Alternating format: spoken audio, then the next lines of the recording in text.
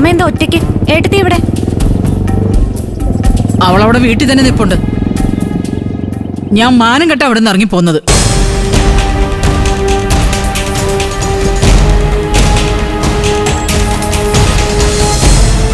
എന്നാലും ഇങ്ങനൊരു കൊടുംചതിയിൽ ഞാൻ പെട്ടുപോയല്ലോ ദൈവമേ.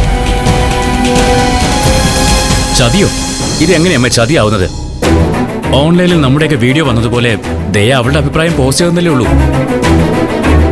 ഇതൊന്നും ദയയുടെ മാത്രം കളിയല്ല. എനിക്ക് തോന്നുന്നതേ അനന്തമാഷും മക്കളും കരുതിക്കൂട്ടി എന്നെ ഇങ്ങനെയൊരു കെണിപ്പെടുത്തിയതാണെന്നാ. നാട്ടുകാരുടെ മുമ്പിൽ എന്നെ നാണം കെടുത്തി തോൽപ്പിക്കുക, അത് കണ്ട് മാറി നിന്ന് ചിരിക്കുക, അതാ അവരുടെ ലക്ഷ്യം.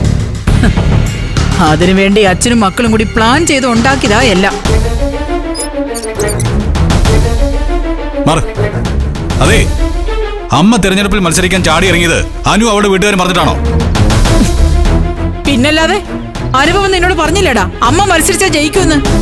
അവള് മുൻകൈ എടുത്തുകൊണ്ട് തന്നെയാ എനിക്കിതിനുള്ള ധൈര്യം കിട്ടിയത്. അങ്ങനെയല്ലല്ലോ സോന പറഞ്ഞത്. അനുചേച്ചി മത്സരിക്കാൻ തയ്യാറല്ലെന്ന് പറഞ്ഞപ്പോ അമ്മ ചാടിക്കേറിയത് ഏറ്റെടുക്കാൻ നോക്കിയെന്നാണല്ലോ സോന പറഞ്ഞേ.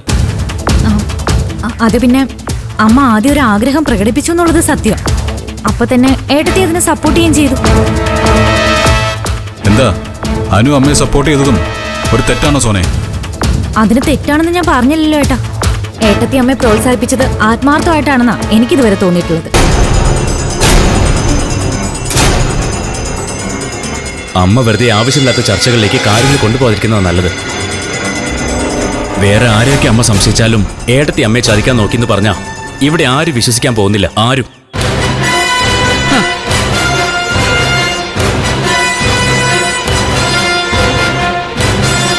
അമ്മ ഇപ്പൊ ചിന്തിക്കുന്നത് അനുപമയോട് താൻ ഇത്രയും ദ്രോഹം ചെയ്തിട്ടും അവൾ എന്തിനാ വീഡിയോയിൽ അമ്മയെക്കുറിച്ച് നല്ലത് മാത്രം പറഞ്ഞെന്നായിരിക്കും.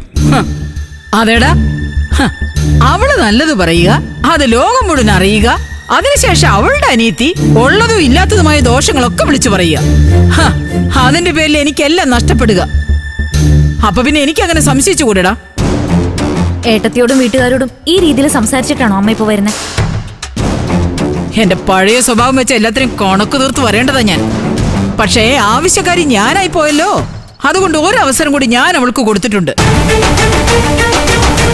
അവള് ദയോട് സംസാരിച്ച ആ പോസ്റ്റ് പിൻവലിപ്പിച്ച അനുപമ എന്റെ കൂടെ ആത്മാർത്ഥമായിട്ട് നിന്നെന്ന് ഞാൻ വിശ്വസിക്കും. ഇല്ലെങ്കിൽ ബാക്കി ഞാൻ അപ്പ പറയാം.